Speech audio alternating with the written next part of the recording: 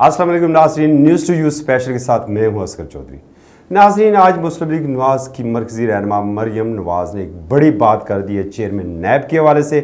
और जो खबरें ये गर्दिश कर रही थी कि चेयरमैन नैब को मुबैना तौर पर एक्सटेंशन दी जा रही है, उस पर उन्होंने एक बड़ा ऐलान किया। उसकी जानब जाने से पहले अगर आपने अब तक न्यूज़ टू यू को सब्सक्राइब नहीं किया है, बेल वो कर लें, बेल आइकन प्रेस कर लें ताकि जो भी नया प्रोग्राम हो वो आप तक बर वक्त पहुँच सके। तो नाज़रीन, बात करते हैं मरियम नवाज़ की। आज इस्लामाबाद हाई कोर्ट में उनकी पेशी थी जिस पर वो आई थी, और कमरा अदालत में जब उनसे साफ़ियों ने सवाल ये किया कि कहा जा रहा है कि चेयरमैन नैब को एक्सटेंशन दी जा रही है, तो उस पर आपका रद्द-ए-अमल क्या होगा, तो उन्होंने उस पर कहा कि पहले वाली जो एक्सटेंशन थी मैं उसका हिस्सा नहीं थी।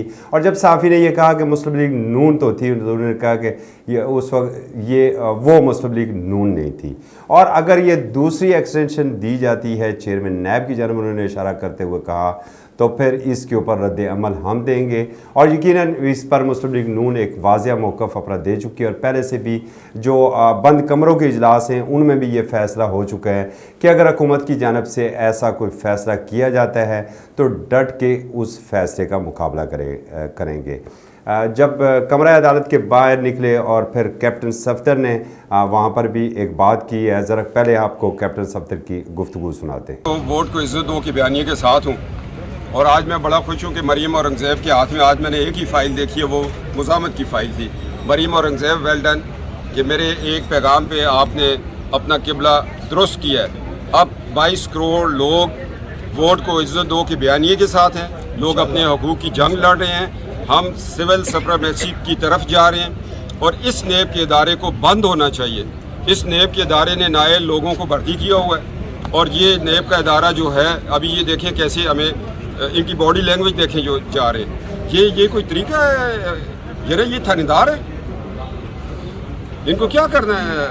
और इस मुल्क में इकॉनमी के ऊपर जितना बोझ नेब ने डाला किसी ने नहीं डाला, और सुप्रीम कोर्ट में जो इनके ऊपर बातें हुई हैं, तो ये कहाँ जाएगा? एक सवाल ये है आपसे, इमरान खान ने नेब को अपने मकासद के लिए इस्तेमाल कर लिया। शुरू में उन्होंने बड़ा अच्छा काम किया, जब तक इमरान खान की गवर्नमेंट नहीं थी नेब के इदारे ने बड़ी रिकवरी भी की।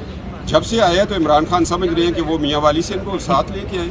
ऐसे नहीं है, ये 22 करोड़ का अदालत। अच्छा सर, केस बनाया था जो आप पार्लियामेंट के अंदर मैंने आइन की वफाक का हलफ लिया हुआ था। मैंने सिर्फ फवाद हसन फवाद साहब जो अब रिटायर्ड होते हैं, मैंने उनको कहा था कि आप थोड़ा टाइम दिया करें चैम्बर में, ताकि ये मैंने आपको ढूंढे ना, आपके पास आके मिलना चाहिए। कोई भी प्राइम मिनिस्टर का प्रिंसिपल सेक्रेटरी हो, किसी का भी हो, तो उसको MNAs को टाइम देना चाहिए, क्योंकि MNAs 2 लाख, 1.5 लाख, 1 लाख 70,000, 90,000 वोटर्स के नुमाइंदे होते हैं। अगर हम पार्लियामान को इज़्ज़त नहीं देंगे, अगर हम पार्लियामान के तकद्दस के लिए नहीं लड़ेंगे, तो फिर परवेज़ मुशर्रफ ने पार्लियामान को तोड़ा, आइन को मैं वो अल्फाज नहीं कहना चाहता जो उसने आइन का हशर किया, फिर उसको किस तनाज़र में? सर, ये तो वोट को इज्जत दो की का नारा लगाने वाले वज़ीर-ए-आज़म का प्रिंसिपल सेक्रेटरी था ना सर? जी बिल्कुल, प्रिंसिपल सेक्रेटरी था, मगर उसका ये मतलब नहीं था कि वो अपने इख्तियारात से, हदूद से बाहर निकल जाए। उस वक्त भी वोट को इज्जत दो की बात हो रही थी, आज भी हो रही है। और फवाद हसन फवाद का आप उसको क्यों कसूरवार यहाँ खड़ा करते हैं? हमने कहा था कि आप बैठें यहाँ, टाइम दिया करें, और बात ख़त्म हो गई। उन्होंने टाइम देना शुरू कर दिया, झगड़ा ख़त्म हो गया। और फवाद हसन फवाद एक कॉम्पिटेंट ऑफिसर तो है, इसको भी तो माने। जी नाज़रीन, आपने कैप्टन सफ्तर की गुफ्तगू सुनी। मरियम नवाज़ अब 6 अक्टूबर को दोबारा अदालत में पेश होंगी। और एक चीज़ जिसकी जानब इशारा किया था अभी कैप्टन सफ्तर ने कि वोट को इज़्ज़त दो के नारे को लेकर अब चलेंगे। अब देखते हैं कि आने वाले दिनों में सियासी सूरत-ए-हाल क्या रुख इख्तियार करती है। नाज़रीन, अदालती कार्रवाई के हवाले से आपको आगाह करते चलें कि अता तारड़ पेश हुए थे मरियम नवाज़ साहिबा की तरफ से, और उन्होंने अदालत में ये मौक़िफ़ इख्तियार किया था चूँकि मरियम नवाज़ साहिबा ने अपना वकील तब्दील कर लिया है, तो इसलिए हमें अगली तारीख़ दे दी जाए, और जिस पर अदालत ने उन्हें 6 अक्टूबर की अगली तारीख़ दी है। न्यूज़ टू यू से मुझे इजाज़त दीजिए, और साथ ही news2u.com.pk का विज़िट करें। अल्लाह हाफ़िज़।